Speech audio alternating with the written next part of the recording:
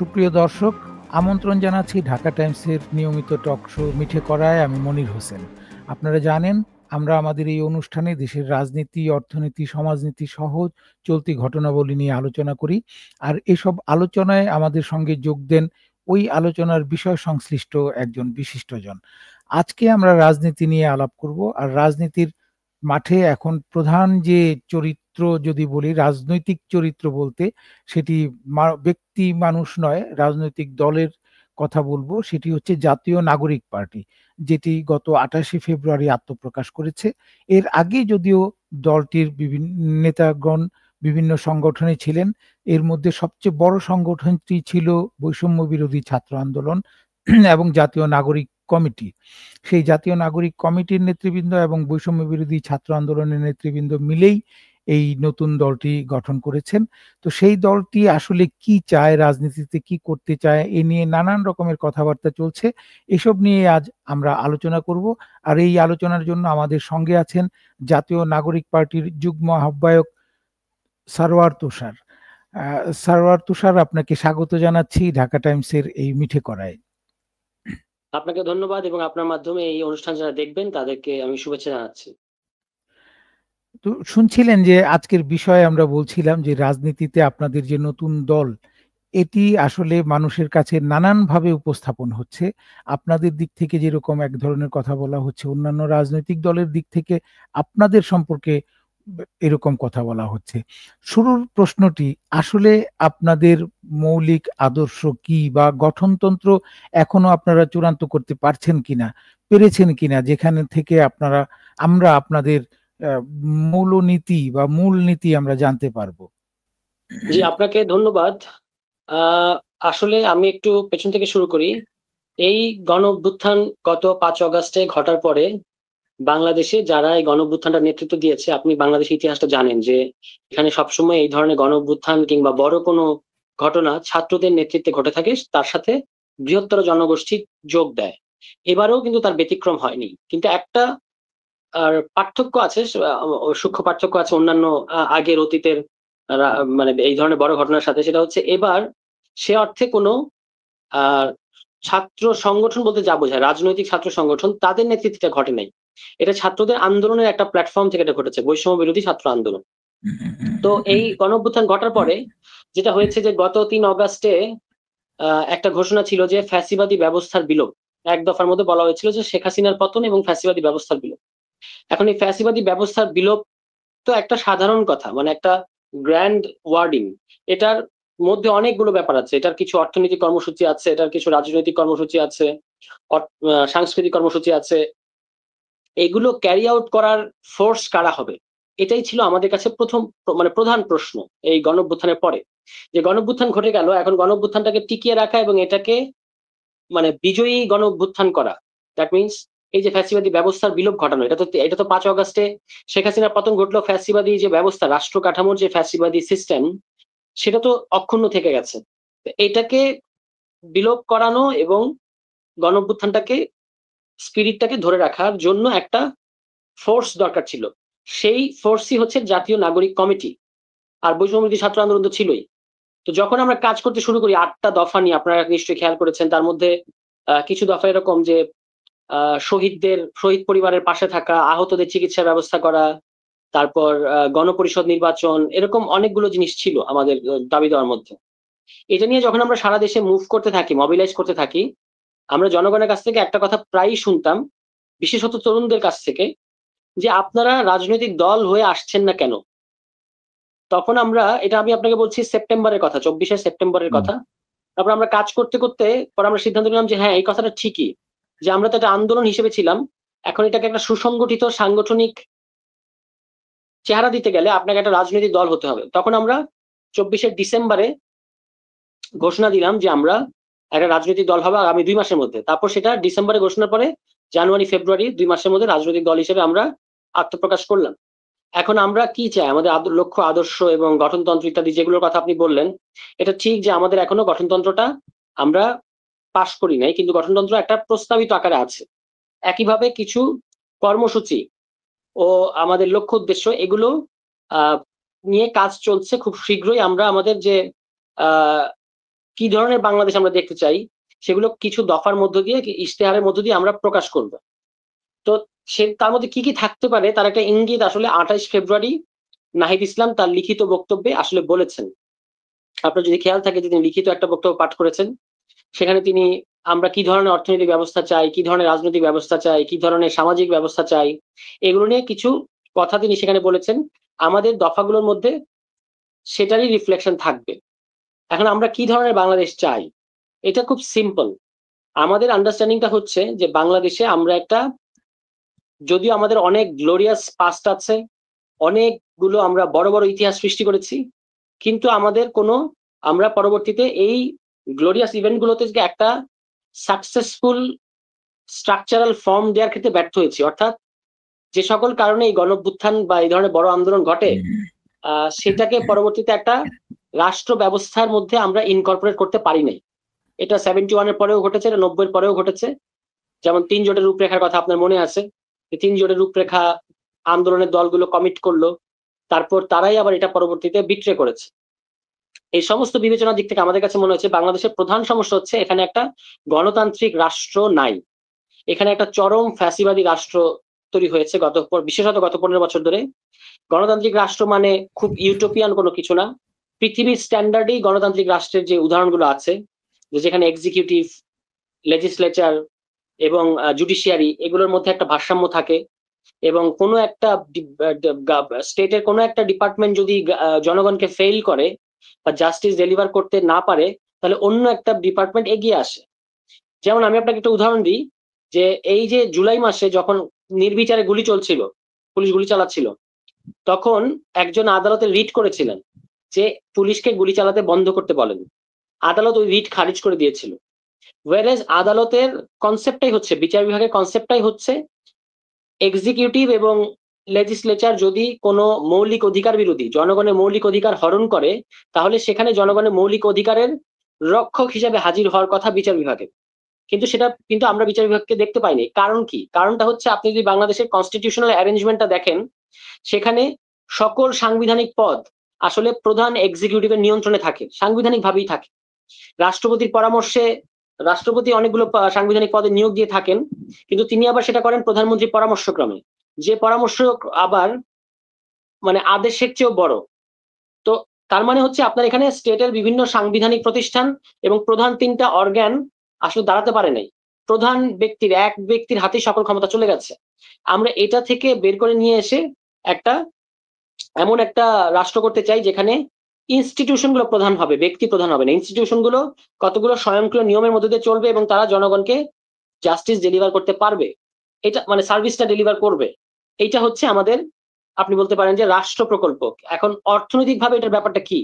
অর্থনৈতিকভাবে আমরা মনে করি যে আমাদের এখানে যেভাবে পাচার ও লুটপাট হয়ে থাকে, ভয়াবহ পাচার ও আমি এখন খবর আসছে। আমরা আমরা এত ব্রড আলোচনায় আপাতত আজকের দিনের এই অংশে না যাই, আমরা রাজনৈতিক অংশটিতে যদি থাকি। আপনি যেটি বলছিলেন যে মুক্তিযুদ্ধের পর, 71-এর পর যে প্রত্যাশাটা ছিল যেরকম রাষ্ট্রীয় ব্যবস্থা হবে, সেটি হয়নি, একটু ব্যর্থ হয়েছে। রাইট। অথবা 91-এর আন্দোলনের পরেও ব্যর্থ হয়েছে। এবং এই আন্দোলনগুলি, আমরা এটাও জানি যে মুক্তিযুদ্ধে ছাত্রদের শক্তিটিই ছিল বড়।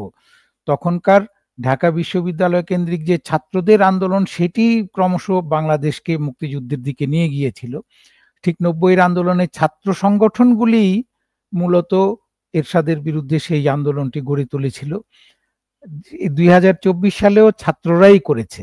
কিন্তু আপনারা কি এটি ভেবে দেখেছেন যে কেন অতীতে ফেল করলো, অথবা 90-এর আন্দোলনটি ফেল করার এমন একটি কারণ হয়ে থাকতে পারে, আমি বলছি না যে সেটি নিশ্চিত, আমার ব্যক্তিগত ধারণা, সেখানে বিভিন্ন মতাদর্শের অনেকগুলি ছাত্র সংগঠন এক হয়েছিল একটি উদ্দেশ্যে, সেটি হচ্ছে যে এরশাদের পতন করতে হবে, এরশাদকে হটাতে হবে। ওই ছাত্র সংগঠনগুলির, অথবা পরবর্তীতে ওই ছাত্র সংগঠনগুলির চাপে যে রাজনৈতিক দলগুলি এক হলো, তাদের আদর্শ সবার এক ছিল না। সুতরাং পরবর্তীতে রাষ্ট্র ব্যবস্থাটি কি হবে এটি নিয়ে আগে থেকে তাদের মধ্যে কোনো ঐকমত্য ছিল না। ঠিক একইভাবে আমরা যদি দেখি যে 2024 সালে আপনি যেটি বলছিলেন যে বৈষম্য বিরোধী ছাত্র আন্দোলনে কোনো ছাত্র সংগঠন নেতৃত্ব দেয়নি, ছাত্ররা দিয়েছে। এই ছাত্ররা কারা? এই ছাত্ররা তো ছিল বিভিন্ন সংগঠন থেকে আসা। কেউ ইসলামী ছাত্র শিবির থেকে এসেছে, কেউ জাতীয়তাবাদী ছাত্রদল থেকে এসেছে, কেউ ছাত্র ফেডারেশন থেকে এসেছিল, কেউ ছাত্র মৈত্রী থেকে এসেছিল।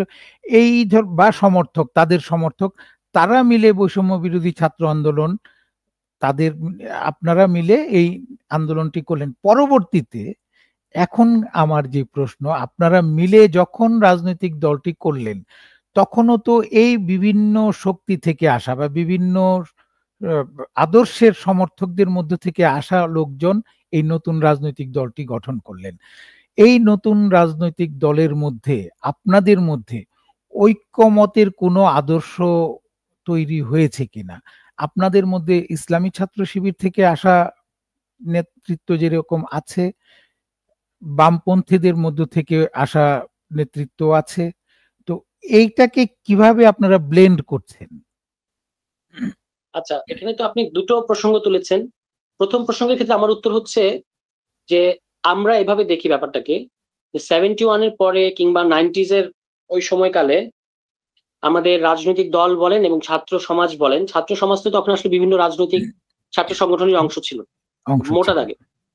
তো তাদের একটা, আমি এটাকে যুগ সীমাবদ্ধতা বলতে পারি, যে সে কারণে তারা গণতান্ত্রিক রাষ্ট্র গঠন প্রক্রিয়া সম্পর্কে তাদের স্বচ্ছ ধারণার অভাব ছিল, যে গণতান্ত্রিক রাষ্ট্র কিভাবে গঠন করতে হয়। যে কারণে একটা এক ব্যক্তি কেন্দ্রিক সংবিধান এখানে প্রণীত হয়েছিল, এবং যারা প্রণয়ন করেছিল তাদের ম্যান্ডেট নিয়ে তখন থেকেই প্রশ্ন ছিল বিভিন্ন, মানে মুক্তিযুদ্ধেরই বিভিন্ন পক্ষের মধ্য থেকে।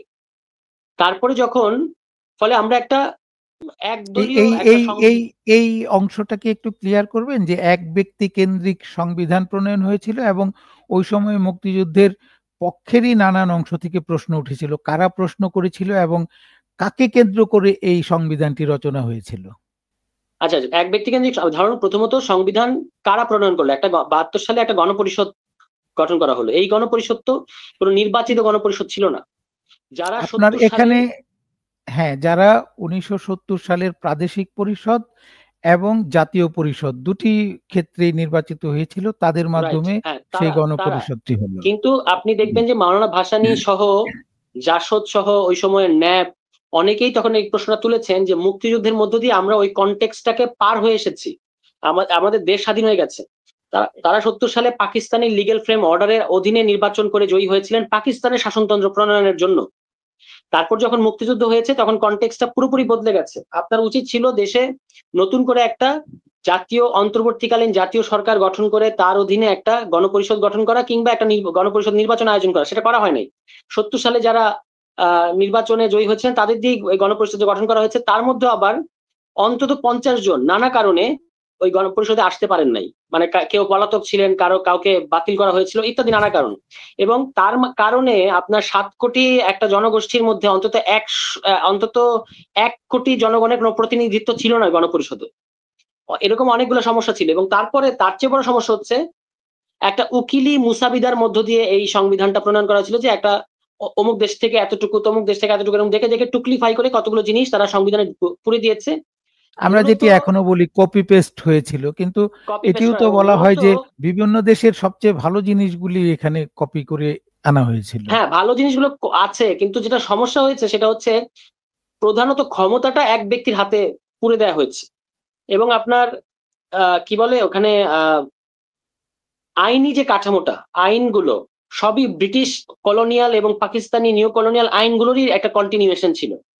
একটা সম্ভবত 49 কিংবা 149 ধারা, আমার ঠিক এই মুহূর্তে মনে নাই, তার মধ্য দিয়ে আইনের ধারাবাহিকতার নাম করে এই পুরনো সকল আইন কিন্তু আবার রিস্টোর করা হয়েছিল। ঠিক আছে? ফলে তখন থেকে এই সমস্যাটা হয়ে গেছে, আমরা একটা গণতান্ত্রিক রাষ্ট্র করতে ব্যর্থ হয়েছিলাম। এটার একটা সুযোগ এসেছিল এই ভুলটা শুধরানোর 90 এর এই গণঅভ্যুত্থানের পরে, যে আপনার উচিত ছিল এই সংবিধানটাকে পরিবর্তন করা এবং একটা গণপরিষদ নির্বাচনের মধ্যে দিয়ে একটা গণতান্ত্রিক সংবিধান প্রণয়ন করা। এবং সেই দাবিটা ছোট আকারে হলেও কিন্তু তখন ছিল, বিভিন্ন বড় বড় রাজনৈতিক দল না করলেও অনেক ছোট ছোট আন্দোলনের বিভিন্ন ব্লক থেকে দাবিটা তোলা হয়েছিল। কিন্তু সেই দাবিটা 3 জোটের রূপরেখাটা যদি আপনি দেখেন, একটা অদ্ভুত সেই 3 দফা, মানে 3 জোটের রূপরেখা। সেখানে বলা হয়েছে সার্বভৌম সংসদ প্রতিষ্ঠা করা হবে। এখন এটা তো কনসেপচুয়ালি ভুল। সংসদ কখনো সার্বভৌম হতে পারে না। আধুনিক রাষ্ট্রের সার্বভৌম হচ্ছে কেবল এবং কেবলমাত্র জনগণ। আপনি যখনই সংসদকে সার্বভৌম বলেন তখনই আসলে একটা বিরাট গন্ডগোল ঘটে। এবং বাংলাদেশে এই যে যতগুলো আনকনস্টিটিউশনাল সংশোধনী ঘটেছে এবং এই সংশোধনীগুলো 2/3 মেজরিটির জোরে যতগুলো সংশোধনী ঘটার মধ্যে দিয়ে পাওয়ারকে আরো কনসলিডেট করেছে, পাওয়ারকে আরো আপনার মানে কুক্ষিগত করা হয়েছে, এটা কিন্তু যেটি করা হয়েছে ওই ধারণার ফলে। ডক্টর আকবর আলী খান একবার বলেছিলেন যে আমাদের দেশের সংবিধানে প্রধানমন্ত্রীকে এমন ক্ষমতা দেয়া হয়েছে যে তিনি নারীকে পুরুষ এবং পুরুষকে নারী করা ছাড়া সবকিছুই করতে পারেন। অ্যাবসলিউটলি, আমি এটাকে এভাবে বলি যে আল্লাহর পরে সবচেয়ে ক্ষমতাবান মানুষ বানানো হয়েছে তাকে, কোনোভাবেই তাকে আটকানো যাবে না কোনো কিছু দিয়ে, এরকম একটা অবস্থা। তো এইটা করার কারণে আপনার আমাদের কোনো ইনস্টিটিউশন কাজ করে নাই। এবং এটার প্রধান গন্ডগোলটা কিন্তু ওই ধারণাটার মধ্যে যে সংসদ সার্বভৌম মানে হচ্ছে সংসদে আপনি সংবিধান পরিবর্তন করতে পারবেন, কিন্তু আসলে সংসদে সংবিধান পরিবর্তন করা যায় না।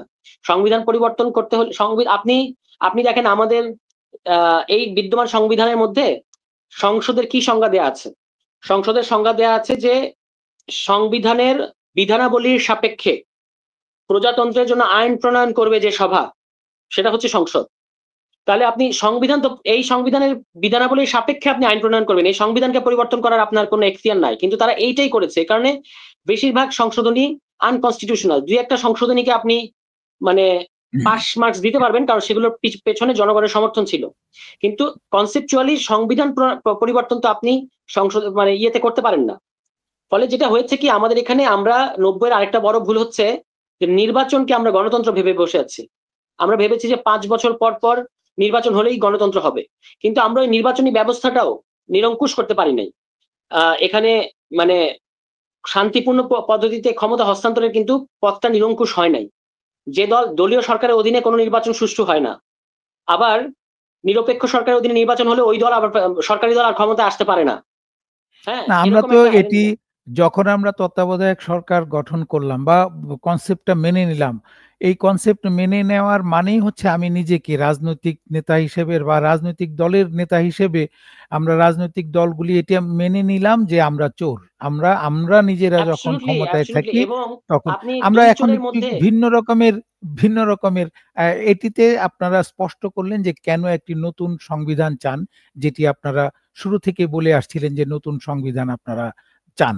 এটি আমরা পরিষ্কার হলাম।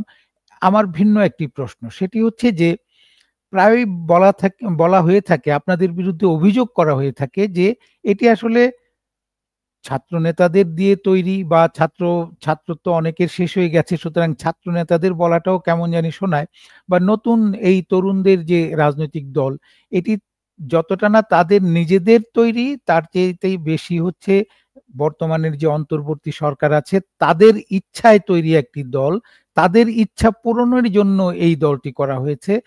পাশাপাশি আরো একটি অভিযোগ আছে, সেটি হচ্ছে যে এই দেশে সক্রিয় রাজনৈতিক দলগুলির মধ্যে অন্যতম একটি দল জামায়াতে ইসলামী, তাদের একটি ভিন্ন রকমের ফ্রন্ট হিসেবে এই দলটি করা হয়েছে। কারণ প্রায়শই দেখা যায় যে জামায়াতে ইসলামী যা বলে মোটামুটি জাতীয় নাগরিক পার্টি একই সুরে কথা বলে, মোটামুটি বলছি, কোনো কোনো ক্ষেত্রে যদিও একটু হেরফের আমরা দেখি। এই অভিযোগ সম্পর্কে কি বলবেন, বা অন্তর্বর্তী সরকারের সাথে আপনাদের সম্পর্কটা কি? প্রথমত অন্তর্বর্তীকালীন সরকারের সাথে আমাদের সম্পর্কের কথা বলি। অন্তর্বর্তীকালীন এই সরকার বাংলাদেশের সকল জনগণের সমর্থনের সরকার। তো আমরাও এই সরকারের, আমাদের চেয়ে বেশি সমালোচনা এই সরকারের, মানে অযৌক্তিক বিরোধিতার বাদ দিলে, যে তুমি চলে যাও আমি ক্ষমতায় বসবো, অনেক রাজনৈতিক দলের এটা তো পজিশন যে তুমি চলে যাও আমি ক্ষমতায় বসবো, এই অযৌক্তিক বিরোধিতা বাদ দিলে আমাদের চেয়ে বেশি সমালোচনা এই সরকারের কেউ করে নাই।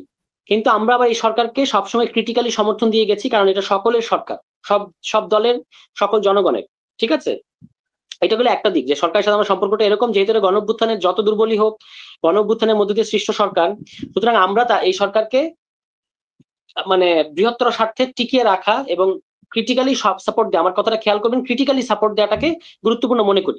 এক, দুই নম্বর হচ্ছে যে জামায়াত ইসলামী, আর আরেকটা যেন কি প্রশ্ন করলেন আপনি, এই মানে জামাতের আরেকটি ফ্রন্ট এই হ্যাঁ, এটা জাতীয় আরেকটা নাগরিক প্রশ্ন ছিল পার্টি, আপনার। এটি মূলত এবং আচ্ছা, এই এটা ওকে ওকে। সরকারের সাথে, হ্যাঁ। না, আপনি দেখবেন যে আমাদের এখানে কিন্তু সাবেক শিবিরের একটা অংশ এই দল মানে এই সংগঠন করতে এসেছিলেন, কিন্তু তাদের সাথে আমাদের মতাদর্শিক এবং অন্যান্য বিষয়ে বনিবনা না হয় তারা এখান থেকে চলে গেছেন। ফলে এটা কোনোভাবেই বলা যায় না। এবং জামায়াতের সাথে আমাদের বিভিন্ন দাবি দেওয়ায় সিগনিফিক্যান্ট পার্থক্য আছে। আমি দুটো প্রধান পার্থক্যের কথা বলি। একটা হচ্ছে গণপরিষদ নির্বাচনের ব্যাপারে। জামায়াত ইসলাম গণপরিষদের নির্বাচন চায় না। ২ নম্বর ব্যাপার হচ্ছে ৭০ অনুচ্ছেদের ব্যাপারে। ৭০ অনুচ্ছেদ আমরা বলেছি যে এখানে সংসদ সদস্যদেরকে স্বাধীনভাবে মতামত প্রকাশ করতে দিতে হবে। জামায়াত ইসলামী কিন্তু এটার ব্যাপারে একমত না। তারা মনে করছে ৭০ অনুচ্ছেদ থাকতে হবে। ফলে এটা হচ্ছে আমাদের মানে রাজনৈতিক এখানে অনেক মতপার্থক্য আছে। মতাদর্শিক মতপার্থক্য তো বিপুল। আমরা কোনো ধর্মভিত্তিক রাজনীতি করতে চাই না। তবে আমরা ইসলাম প্রশ্নটাকে গুরুত্ব দিই। আমরা মনে করি বাংলাদেশের সিংহভাগ মানুষের ধর্ম, এটাকে ইগনোর করে বা এটার প্রতি অবজ্ঞা প্রকাশ করে এখানে রাজনীতি করা সম্ভব না, করা উচিতও না। আমরা একটা ধর্মের মানুষের, সকল মানুষের ব্যাপারে বর্ণবাদী মানসিকতা পোষণ করতে পারি না। এজন্য আমরা বলি যে ক্রিটিক্যাল ইন্টিমেসি, জনগণের সাথে একটা ক্রিটিক্যাল ইন্টিমেট সম্পর্ক রক্ষা করা। একদিকে জনগণের বিভিন্ন প্যাথোলজিকে ক্রিটিক্যালি সমালোচনা করা, অন্যদিকে তার প্রতি একটা দরদও থাকা। এই দুটোই আমরা করার চেষ্টা করি। কিন্তু আমরা পরিষ্কারভাবে কোনো ধর্মভিত্তিক রাজনীতি এখানে করব না। বাংলাদেশের জনগণও ধর্মভিত্তিক কিংবা শরিয়া রাষ্ট্র চায় না, কখনোই চায় নাই তারা। ঠিক আছে? এখানে আমাদের সিগনিফিক্যান্ট পার্থক্য আছে। আর দ্বিতীয় আরেকটা পার্থক্য হচ্ছে বা দ্বিমত হচ্ছে ঐতিহাসিক। সেটা হচ্ছে আমরা যুদ্ধাপরাধের প্রশ্নে বা আপনি বলতে পারেন যে ৭১-এর ভূমিকার প্রশ্নে জামায়াত ইসলাম যেহেতু এখনো পর্যন্ত তাদের অবস্থানটা ক্লিয়ার করে নাই বা তারা এখনো পর্যন্ত ওই পজিশন নিয়ে অনুতাপ কোনো প্রকাশ করে নাই, তারা প্রায়ই এটাকে প্রশ্নবিদ্ধ করার চেষ্টা করে বাংলাদেশের মুক্তিযুদ্ধকে। আমরা মনে করি যে 71 আমাদের মানে অস্তিত্বের একেবারেই কেন্দ্রে অবস্থান করে এবং এটা নন নেগোশিয়েবল। এটাকে নিয়ে কোনো ধরনের নেগোসিয়েশন কিংবা কোনো ধরনের কম্প্রোমাইজ আমরা কখনোই করতে চাই না। বরং আমরা বলেছি যে ২৪ এসেছে ৭১-এর ধারাবাহিকতায়। ৭১-এর আনফুলফিলড কমিটমেন্ট গুলোকে ২৪ পূরণ করবে। ৭১-এর ব্যাপারে রিলাক্টেন্ট থেকে ২৪-কে গ্লোরিফাই করা কিংবা ২৪-এর ব্যাপারে রিলাক্টেন্ট থেকে ৭১-কে নিয়ে চেতনার ব্যবসা করা, এই দুটোর ব্যাপারে কিন্তু বিরুদ্ধে কিন্তু আমাদের অবস্থান। ঠিক আছে? সুতরাং ওই দিক থেকে আমাদেরকে যে জামাত ট্যাগিং দেওয়া, এটা আসলে এটা সবচেয়ে বড় ভিকটিম কিন্তু গত ১৫ বছর ছিল বিএনপি। সবসময় আপনি দেখবেন একসময় ছিল বিএনপি হাইফেন জামাত। যাহা বিএনপি তাহাই জামাত। আবার একটা পর্যায়ে এটা এরকম হয়ে গেছিল জামাত বিএনপি। ঠিক আছে? এখন আনফরচুনেট হলেও সত্য যে আমাদের সাথে বিএনপি একই প্র্যাকটিস করার চেষ্টা করছে। তারা তাদের নিজেদেরকে মানে আওয়ামী লীগের মতো একটা সেকুলার ফোর্স হিসেবে দাবি করছে, আর আমাদেরকে জামাতের একটা এলাই হিসেবে হাজির করার চেষ্টা করছে। এই বিভাজনটা কিন্তু খুবই ক্ষতিকর এবং বাংলাদেশের মানুষ এই বিভাজনের বিরুদ্ধেই রাজনীতি করেছে, মানে এই ধরনের ট্যাগিং পলিটিক্স এর বিরুদ্ধে। এখন বিএনপি সহ অন্যান্য যারা এই ধরনের ট্যাগিং আমাদেরকে দিচ্ছে, তারা কিন্তু দায়িত্বশীল আচরণ করছে না। এই ক্ষেত্রে আরেকটি প্রশ্ন, আপনি যেটি বলছিলেন যে জামাতে ইসলামীর প্রশ্নে ৭১-এর অংশটিতে আপনারা তাদের সাথে একেবারেই আদর্শিকভাবে ভিন্ন রকমের অবস্থান। ৭১ সালে তখনও তো পাকিস্তানিরা ফ্যাসিস্ট সরকার ছিল, এটুকু তো স্বীকার করেন। তাহলে জামাতে ইসলামী কি ফ্যাসিস্টের দোসর, এটি কি মনে করেন? যেহেতু তারা মানে এখনো ৭১ সালে পাকিস্তানিদের সহযোগিতা করেছে, তাদের অনেক অপকর্মে সহযোগিতা করেছে জামাতে ইসলামী দলীয় ভাবে। সুতরাং জামাতে ইসলামীকে কি ৭১ সালের ফ্যাসিস্ট সরকারের দোসর বলবেন? অবশ্যই জামায়াতে ইসলামী বাংলাদেশে মানে আমাদের মুক্তিযুদ্ধের ক্ষেত্রে তাদের ভূমিকাটা প্রশ্নবিদ্ধ। কিন্তু আরো একটা জিনিস খেয়াল রাখতে হবে, তাদের সাথে কিন্তু গত ১৫ বছর যাবৎ অনেক নির্মম আমি অত্যাচার ১৫ করেছে আওয়ামী লীগ। বছরের আমি আওয়ামী লীগের নির্যাতন নিপীড়নের কথাটাতে পরে আসছি। আমি শুধু জানতে চেয়েছিলাম যে আপনারা জামাতে ইসলামীকে ৭১ সালে পাকিস্তানি ফ্যাসিস্ট সরকারের দোসর মনে করেন কিনা? ৭১-এর পাকিস্তানি শাসকরা একটা নিও কলোনিয়াল শাসক ছিল। ফলে তাদের তা যারা ফ্যাসিস্ট সহযোগী ছিল ছিলেন না, তাদেরকে কি ফ্যাসিস্ট মনে করেন না মানে ৭১ ফ্যাসিস্ট সালে? কথাটার তো একটা মানে আছে, একটা ইতিহাস আছে। তো সেই দিক থেকে তাদেরকে ফ্যাসিস্ট বলা যাবে না। তারা আরো আরো খতরনাক ছিল। তারা ছিল আরো এক্সট্রিম নব্য লেভেলের খারাপ নব্য ছিল। ঔপনিবেশিক শাসক বলতে হবে তাদেরকে জি। আপনার। ঠিক আছে? তো সেই নব্য ঔপনিবেশিক শাসকদের যারা সমর্থন দিয়েছে তারা অবশ্যই এটার জন্য দায়ী থাকবে সবসময় ইতিহাসের কাছে। হ্যাঁ, এবং তাদের বিচারকে কেন্দ্র করে যে রাজনীতি পরবর্তীতে করা হয়েছে, বিচারের নামে কিন্তু বাংলাদেশে ফ্যাসিবাদ তৈরি করা হয়েছে, যে কারণে তাদের অলরেডি একটা মিসট্রায়ালের মধ্যে দিয়ে তাদেরকে নেওয়া হয়েছে। আপনি যদি একটা অপরাধের কারণে, আমি যদি একটা অপরাধের অপরাধীও হই, আপনি যদি আমাকে অন্যায়ভাবে জুলুম করেন বিচার করার নামে, তাহলে কিন্তু আমার সাথে একটা অন্যায় ঘটলো। আবার 24-এর গণ অভ্যুত্থান, এটা সত্য, আপনিও বললেন যে যদিও এটা অরাজনৈতিক কিংবা মানে অদলীয় নির্দলীয় ছাত্রদের নেতৃত্বে হয়েছে। আপনি একটু আগে একটা কথা বলছিলেন, ছাত্র ফেডারেশন, ছাত্র শিবির, ছাত্র দলের কথা বলছিলেন। এখানে আমি আপনার সাথে একটু বিনয়ের সাথে দ্বিমত করতে চাই। তারা অবশ্যই এই গণ অভ্যুত্থানে ছিল, কিন্তু তারা এটার প্রধান শক্তি ছিল না, তারা এটা সহযোগী শক্তি ছিল। এটার প্রধান শক্তি ছিল নির্দলীয় ছাত্র সমাজ, ঠিক আছে? পরবর্তীতে তারাই বৈষম্যবিরোধী ছাত্র আন্দোলন হিসেবে আত্মপ্রকাশ করেছে। তো এই 24-এর গণ অভ্যুত্থানে যেভাবেই হোক, এই 24-এর গণ অভ্যুত্থানে জামায়াত ইসলামী, বিশেষত ছাত্র শিবিরের অনেকের ইনফরমাল অনেক ভূমিকা ছিল, ঠিক আছে? তো এই করার মধ্য দিয়ে তারা কিন্তু বাংলাদেশের সমাজে রাজনীতি করার আংশিক অধিকার অর্জন করেছে, কিন্তু তাদের 71-এর প্রশ্নটা যতক্ষণ পর্যন্ত তারা ক্লিয়ার না করবে ততক্ষণ পর্যন্ত কিন্তু প্রশ্ন থেকেই যাবে। 71-কে প্রশ্নবিদ্ধ করে কিংবা এটাকে ভারতের একটা ষড়যন্ত্র মনে হিসাবে দেখিয়ে আমাদের আপনি আপনি ভারতের যেটি বলছিলেন যে আপনাদের দলের প্রধান আহ্বায়ক নাহিদ ইসলাম যেটি আগে বলেছিলেন যে অনেকটা ৭১-এর অপরাধের কাফফারা দিয়েছে তারা ২৪ সালে। কিন্তু এই রাইট, বক্তব্যের তো প্রতিবাদ করেছে জামাতে ইসলামী নিজেই। তারা এটিকে কাফফারা বলে মনে করে না। তারা ৭১ সালে অপরাধ করেছিল কোনো রকমের বা ভুল করেছিল এটি তো মনে করে না। সুতরাং এই যে আপনি বললেন যে এই কারণে আংশিকভাবে অধিকার ফিরে পেয়েছে এই জায়গায় অংশ নেয়ার জন্য, সেটি তো তারা নিজেরা স্বীকার করে না। জামায়াতে ইসলামী নিজেরা তো স্বীকার মানে করে না। তারা যদি স্বীকার না করে এটা তাদের সমস্যা, বাংলাদেশ জনগণ তো তাদেরকে গ্রহণ করবে না যদি তারা এটাকে আমি মুক্তিযুদ্ধ আমি নিয়ে কোনোভাবে। এখানে এসেছি এ কারণে পরবর্তী প্রশ্নটি করার জন্য। আমি যে প্রশ্নটি করছিলাম যে আসলে এখানে আপনাকে নিয়ে যাওয়ার উদ্দেশ্য যে জামাত ইসলামী প্রশ্নে সেটি হচ্ছে যে আপনারা ফ্যাসিস্ট আওয়ামী লীগের আওয়ামী লীগকে নিষিদ্ধ করার কথা বলছেন তার ফ্যাসিস্ট আচরণের কারণে, তার অপরাধের কারণে। ঠিক একইভাবে এবং আওয়ামী লীগ যেহেতু ক্ষমা চায় নাই, যেহেতু তার সে যে অপরাধ করেছে সেটিই স্বীকার করছে না, সুতরাং তার বিচার এবং তাকে নিষিদ্ধ করার দাবি জানাচ্ছেন। যেই দলটি ৭১ সালেও একই ধরনের আচরণ করে এসেছে আরেকটি ফ্যাসিস্টের চাইতেও এক্সট্রিম সরকারের দোসর হয়ে, এবং যেই দলটি এখনো তাদের সেই অপরাধ বা ভুল স্বীকার করে না, তাহলে সেই দলের রাজনৈতিক অধিকার নিয়ে ভিন্ন মত কেন আপনাদের? দুটি একই রকমের অপরাধী দলের মধ্যে এক দলের জন্য একরকম, আরেক দলের জন্য অন্যরকম কেন হবে? না, এখানে পরিষ্কার, না না না, এটাকে একই পাল্লায় মাপা যাবে না। এর কারণে খুব সিম্পল, এটা কারণটা হচ্ছে যে আওয়ামী লীগের এখন পর্যন্ত কোনো বিচার হয় নাই, এবং আওয়ামী লীগ তাদের ভূমিকার জন্য এখনো কোনো ধরনের ক্ষমা কিংবা অপরাধ স্বীকার করে নাই। কিন্তু অন্যদিকে জামায়াত ইসলামের অবশ্যই একটা প্রশ্নবিদ্ধ ভূমিকা আছে ৭১ সালে, কিন্তু তাদেরকে কিন্তু একটা ট্রায়ালের মধ্যে দিয়ে নেওয়া হয়েছে, যেখানে ট্রায়াল করতে গিয়ে তাদের বিরুদ্ধে এক ধরনের অন্যায়ও করা হয়েছে। এটা একটা মানে বিচার প্রক্রিয়াটা স্বচ্ছ এবং নিরপেক্ষ ছিল না, এবং জাস্টিস তার মধ্যে দিয়ে হয়েছে সেটা বলা যাবে না।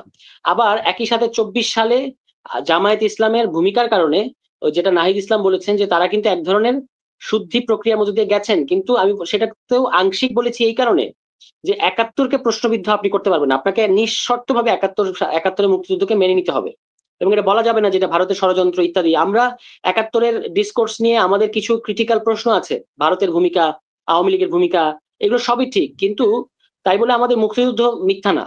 মুক্তিযুদ্ধটা ভারতের ষড়যন্ত্র ছিল না, এটা বাংলাদেশের জনগণের অর্জন এবং শতাব্দীর সেরা অর্জন। যত সীমাবদ্ধতাই থাকুক, যত প্রিম্যাচিউর, যত ইম্যাচিউরই হোক, মানে আর্লি হয়ে গেছে আমাদের স্বাধীনতা ইত্যাদি অনেকেই বলে থাকেন, তবু এটা আমাদের শতাব্দীর সেরা অর্জন, কারণ এর মধ্য দিয়ে আমরা এই ভূখণ্ডটা অর্জন করেছি।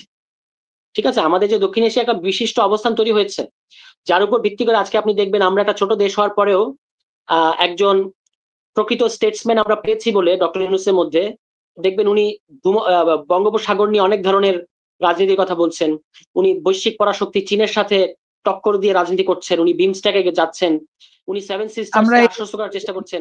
এই অংশগুলিকে একটু পরে আসি, কারণ এই না না, অংশ আমি এটা কেন বলছি, হয়তোবা না না, আমি এটা একটা সেকেন্ড, আমি এটা বলছি এই কারণে, এই যেটা আমরা করতে পারছি এটার কারণ হচ্ছে যে আমাদের একটা ভূখণ্ড আমরা অর্জন করেছি, এবং সেটা আমরা করতে করতে পেরেছি মুক্তিযুদ্ধের কারণে। এটাকে কোনোভাবেই প্রশ্নবিদ্ধ কিংবা এটাকে অস্বীকার করার কোনো সুযোগ নাই এই বাংলাদেশে। আমি এই কথাই বলতে চাচ্ছি।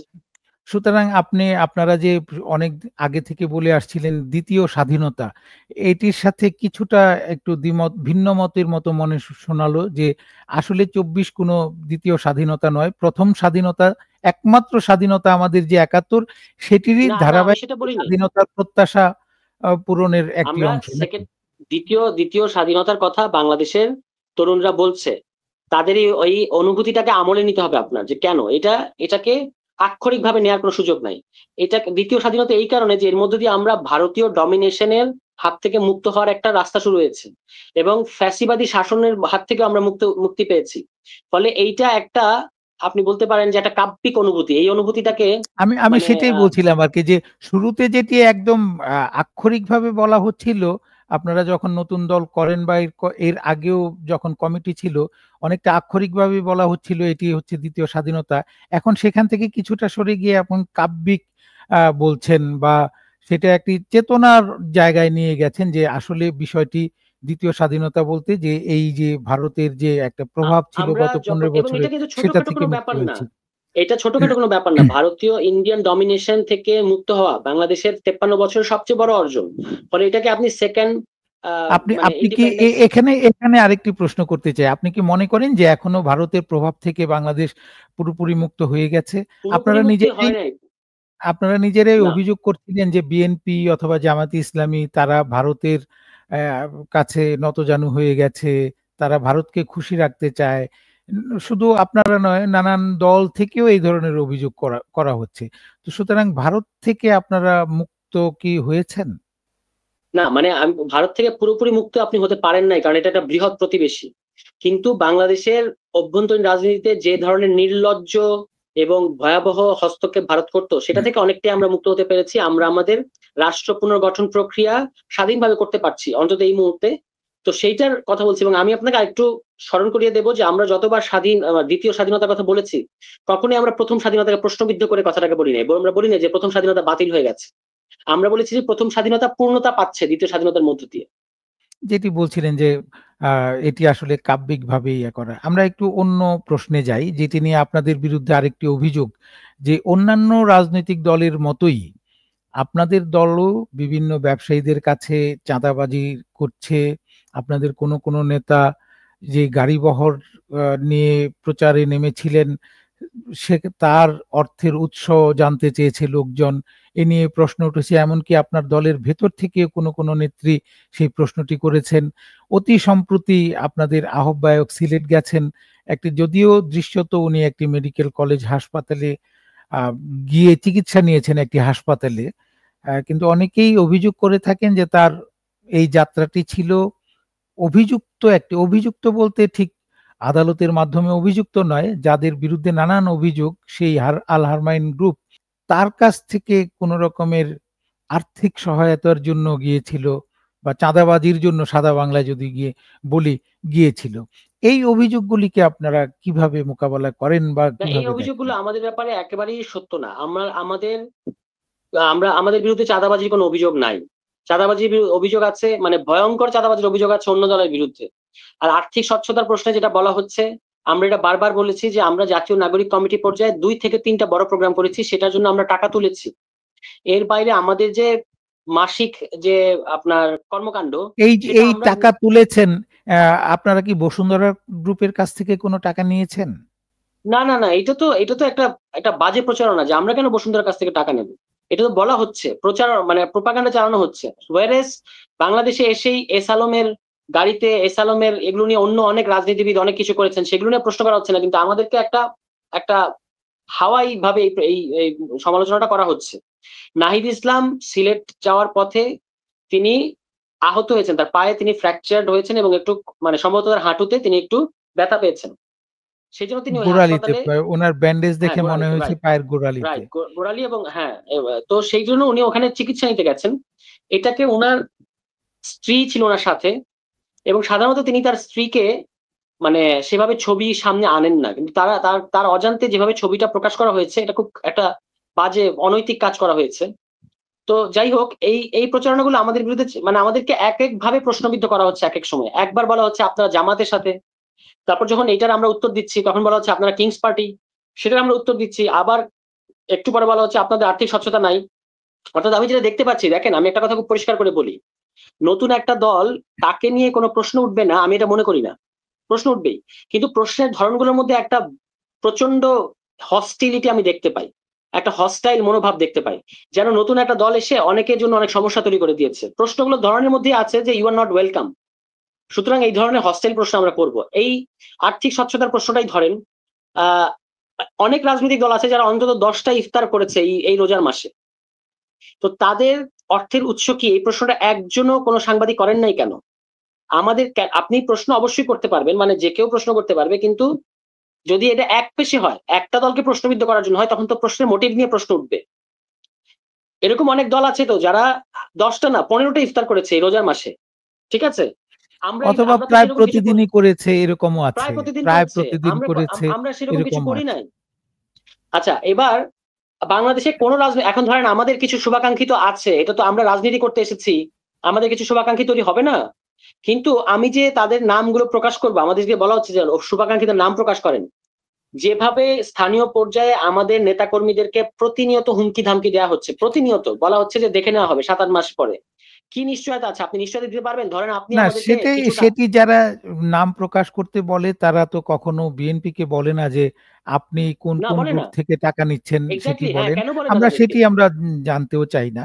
অন্তত আমার দিক থেকে আমি নামটি জানতে চাই না। কিন্তু সরাসরি যখন কোনো গ্রুপের নাম বলা হয় যে অমুক গ্রুপের না কাছ না, থেকে সে এটা টাকা কোনো, নিয়েছে, এটা আমি কোনো সেই ভিত্তি নাই। অংশটি আপনাদের কাছ থেকে পরিষ্কার হতে চাই আরকি। না, যে এটার কোনো ভিত্তি বসুন্ধরার নাই। নাম এলো অথবা আল হারমাইন হাসপাতালে গিয়েছেন আসলে মূলত তিনি ওই গ্রুপ থেকে টাকা আনার জন্য, এরকম না যে না না। আচ্ছা, অভিযোগগুলি। আপনি একটা জিনিস ভাই, আমি একটা জিনিস আপনাকে বলি, নাহিদ ইসলাম যদি ওই গ্রুপ থেকে টাকা তার নিতে হয়, নাহিদ ইসলামকে কেন নিজে যেতে হবে কেন? আপনি কি ভাবেন, সে একটা দলের, তিনি আমাদের দলের প্রধান ব্যক্তিত্ব, গণ অভ্যুত্থানের প্রধান, উনি একজন ফিগার। তার যদি ওই হাসপাতালের কর্তৃপক্ষের সাথে কোনো টাকা পয়সার লেনদেনের প্রশ্ন থাকে, তিনি কি বোকা নাকি যে তিনি নিজে যাবেন? এটা কি হয়? তিনি তো ঈদের ছুটি কাটাতে সিলেট গেছেন। আমরা এক্ষেত্রে পরিষ্কার হলাম। একটু একেবারে ভিন্ন আরেকটি প্রশ্ন, সেটি হচ্ছে যে আপনারা আওয়ামী লীগকে নিষিদ্ধ করতে চান। মানে নিষিদ্ধ করা হোক সেটি চান। এবং অনেকটা এরকম যে নির্বাহী আদেশের মাধ্যমে আওয়ামী লীগকে নিষিদ্ধ করা হোক। আওয়ামী লীগের এই দেশে এখনো যে জনসমর্থন রয়েছে, তাতে করে আওয়ামী লীগকে নিষিদ্ধ করার পরে দেশের পরিস্থিতি কি শান্ত থাকতে পারে বলে আপনার মনে হয়? এটি কি আরো অস্থিতিশীল করে তুলবে না দেশকে? দেখুন, আমরা কি বলেছি আমি আপনাকে আবার একটু পরিষ্কার করি। আমরা কখনোই বলিনি যে এক্সিকিউটিভ অর্ডারে আওয়ামী লীগকে নিষিদ্ধ করেন। এটা আমরা বলি, এটা কিন্তু আমাদের দাবি না। আমরা বলছি আওয়ামী লীগকে বিচারিক প্রক্রিয়ার মধ্যে দিয়ে দল হিসেবে বিচার নিশ্চিত করতে হবে। কারণ আওয়ামী লীগের ক্রাইম গুলো দল হিসেবে ক্রাইম। এটা কোনো ব্যক্তি বা কিংবা কোনো সার্কেল বা গোষ্ঠীর ক্রাইম না। পুরো দলটাই এই অপরাধের সাথে জড়িত। স্থানীয় নির্বাচনের অপরাধ, জাতীয় নির্বাচনের অপরাধ, অর্থ পাচার, গুম, খুন, ক্রসফায়ার, এইগুলো অপরাধের সাথে আওয়ামী লীগ দল আচ্ছা, হিসেবে এটি জড়িত। এটি এটি দল হিসেবে কিভাবে হয়? দলীয় সিদ্ধান্ত ছিল যে আওয়ামী লীগ কাউন্সিল করেছে এবং কাউন্সিলে বলেছে যে আমরা আগামী ৫ বছর এত হাজার কোটি টাকা চুরি করব, অথবা আমাদের যে প্রত্যেক না না, এটা এমপি হবেন কাউন্সিল থাকতে হবে সে কেন? তো এটা কাউন্সিল দলীয় থাকতে হবে কেন? অপরাধ, আপনি দলীয় অপরাধ বলছেন, সেটা এটা তো দলীয় কিভাবে হলো আরকি? কাউন্সিলের ব্যাপার না। গত ৩ অগস্ট, ৪ অগস্ট শেখ হাসিনার নির্দেশে আওয়ামী লীগের ক্যাডাররা রাস্তায় নেমে পড়েছি, এবং পুরো দলীয়, আপনি তখন বলতে পারবেন যে এটা দলীয় আদেশ না, যখন আপনি দেখবেন যে অনেক দলের মধ্যে অনেকে এর সাথে দ্বিমত করছে। কেউ দ্বিমত করেনি, পুরো একটা দল। আমি আপনাকে মনে করিয়ে দিই যে ১৬ জুলাই অথবা ১৭ জুলাই ১৪ দলের একটা বৈঠক হয়েছিল। সেই বৈঠকে সিদ্ধান্ত নিয়ে কারফিউ জারির ব্যাপারে সিদ্ধান্ত এসছে, এবং তারপরে কিন্তু গোলাগুলি, মানে গুলিগুলো চালানো শুরু হয়েছে। ফলে এটা আপনি কিভাবে বলবেন যে এটা তাদের শুধু দল না, এটা তো জোটের সিদ্ধান্ত যে আমরা এইভাবে মানে একটা ক্র্যাকডাউন চালাবো। সুতরাং দল হিসেবে তাদেরকে শাস্তি দিতে হবে, এবং বিচারটা কি হবে সেটা বিচারিক প্রক্রিয়া ঠিক হবে। আমরা বলেছি বিচার হওয়ার আগ পর্যন্ত আওয়ামী লীগের নিবন্ধন বাতিল করতে হবে এবং তার রাজনৈতিক কর্মকাণ্ড স্থগিত করতে হবে। এটা আমাদের দাবি। আমি যেটি বলছিলাম যে এই স্থগিত করলেন, নিবন্ধন বাতিল করলেন, অথবা পরবর্তীতে বিচারিক প্রক্রিয়ায় নিষিদ্ধও করলেন বা করা হলো আরকি। করলেন বলতে করা হলো। আওয়ামী লীগের যে জনসমর্থন রয়েছে, তাদের কি যে প্রতিক্রিয়াটা হবে সেটি কি হুম। দেশে আরো আচ্ছা, একটি আমি ভাই, অস্থিতিশীল পরিস্থিতি তৈরি হতে আওয়ামী পারে না? লীগের একটা আওয়ামী আওয়ামী লীগের জনসমর্থনের প্রশ্নটা একটু মিসলিডিং প্রশ্ন। তার কারণ হচ্ছে আওয়ামী লীগের জনসমর্থনটা আমরা কিভাবে যাচাই করছি? সর্বশেষ নির্বাচন হয়েছে এখানে 2008 সালে। এরপরে আওয়ামী লীগ কোনো নির্বাচন দেয় নাই, যেখান থেকে আমরা বুঝতে পারবো আওয়ামী লীগের এত জনসমর্থন আছে। পাশাপাশি হচ্ছে এই যে ধরুন 2024 সালে ইলেকশন হলো না, একটা দামি ইলেকশন, আওয়ামী লীগের যদি, যেটা বারবার বলা হয় যে আওয়ামী লীগের 30% রিজার্ভ ভোট ব্যাংক আছে, তো সেই 30% ভোট দিতে আসলো না কেন? ধরেন অন্য জনগণ আমরা গেলাম না, সেটা বুঝলাম, ওই আওয়ামী লীগের যে বাধা 30% ভোটার, তারা ভোট দিতে গেল না কেন? ঠিক আছে। এছাড়াও প্রশ্ন হচ্ছে 5 অগাস্টের পরে আওয়ামী লীগের যাদেরকে আপনি জনসমর্থন, জন কথাটা কিন্তু খুব গুরুত্বপূর্ণ, পিপলের যে অংশ আওয়ামী লীগের সাথে আছে, তারা কোনো প্রতিবাদ করছে না কেন? আমরা তো দেখতে পাচ্ছি আওয়ামী লীগের ক্যাডাররা, আওয়ামী লীগের মাস্তানরা, আওয়ামী লীগের দলের লোকজন, তারা নানাভাবে অস্থিতিশীল করার চেষ্টা করছে। ফলে আমি মনে করি বাংলাদেশে আওয়ামী লীগের বিরুদ্ধে ওভারহেলমিং মানে রায় আছে। এবং আমি আপনাকে এটা নিশ্চিত করতে পারি, আপনি আমার কাছে তথ্য জানতে চাবেন না বা সোর্স জানতে চাইবেন, এটা আমি আশা করি, আমি আপনাকে নিশ্চিত করতে পারি আওয়ামী লীগের মধ্যে যে অংশটা ত্যাগী এবং একটু কোণঠাসা ছিল গত 15 বছর, তারা প্রকাশ্যে না হলে আওয়ামী লীগকে মনে মনে প্রত্যাখ্যান করেছে ইতিমধ্যেই। ঠিক আছে, তারা এই এই অপরাধগুলোর ভাগিদার হতে চায় না। তাহলে আওয়ামী লীগের মানে জনসমর্থন দূরে থাক, দলীয় সমর্থন নিয়ে এখন আর নিরঙ্কুশ নাই।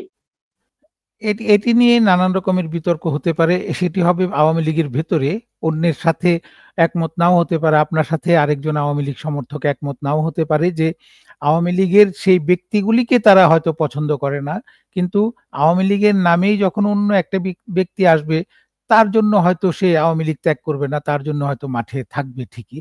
এরকম হতেই পারে। আমরাও যখন নানান জনের সাথে কথা বলি, সেরকমটি তারা বলে থাকে আর কি।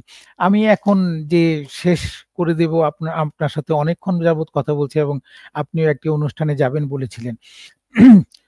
এই যে আগামী নির্বাচন হবে, নির্বাচনটি নিয়ে আপনারা যদিও বিএনপির সাথে একটি বড় দ্বিমত আপনাদের, বা অন্তর্বর্তী সরকারের, বিএনপি ডিসেম্বরের মধ্যে নির্বাচন চায়, আপনারা চান কিছু কাজ শেষ করে তখন যত সময় লাগে এই কাজগুলি শেষ করে তারপরে যাতে নির্বাচন হয়, সেটিও বাদ দিলাম। সেটি হচ্ছে যে আগামী নির্বাচন আপনারা একা করবেন নাকি কোনো জোটবদ্ধ হয়ে করবেন? যদিও নানানভাবে আপনারা বিচ্ছিন্নভাবে আপনাদের দলের নেতারা এই কথাটি বলেছে যে তা এককভাবে নির্বাচন করবেন, কিন্তু দলীয় কোনো সিদ্ধান্ত হয়েছে কিনা এর মধ্যে যে আপনারা এককভাবে নির্বাচন করবেন নাকি কোনো জোটবদ্ধ হয়ে কোনো দলের সাথে নির্বাচন করবেন? আসন্ন নির্বাচনে আমরা অংশগ্রহণ করব, এটা নিশ্চিত। কিন্তু নির্বাচনই আমাদের একমাত্র ফোকাস না এই মুহূর্তে। আমাদের প্রধান ফোকাস হচ্ছে সংগঠনকে তৃণমূল পর্যন্ত বিস্তৃত করা। তো সেটা যদি হয়, সেটা যদি করতে হয়, নির্বাচন এটার অংশ। এবং আমরা এখনো পর্যন্ত জোট করা কিংবা জোট না করার ব্যাপারে কোনো চূড়ান্ত সিদ্ধান্তে আসি নাই, যে আমরা জোট করবোই কিংবা জোট করবো না, কখনোই কোনোটা সিদ্ধান্তে নেই নাই। যেটাই হোক, আমরা প্রধানত এখানে রাজনীতির আলাদা একটা সেন্টার হতে চাই, আলাদা একটা কেন্দ্র। এবং আমাদের সমমনাদের নিয়ে আমাদের কোনো জোট অদূর ভবিষ্যতে নির্বাচনী জোট হতেও পারে, কিন্তু এটা ব্যাপারে এখনো আমরা কোনো সিদ্ধান্তে আসি নাই। আমরা আগে 300 আসনে নিজেদের প্রার্থী দেওয়ার সক্ষমতা তৈরি করার জন্য কাজ করছি।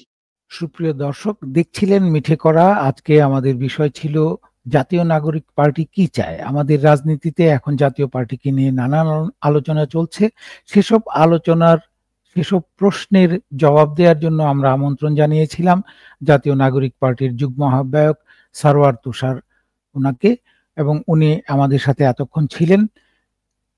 আমাদের আজকের অনুষ্ঠানটি এখানেই শেষ করছি। আগামীতে এই অনুষ্ঠান দেখার আমন্ত্রণ জানিয়ে বিদায় নিচ্ছি। সুস্থ থাকুন, ভালো থাকুন।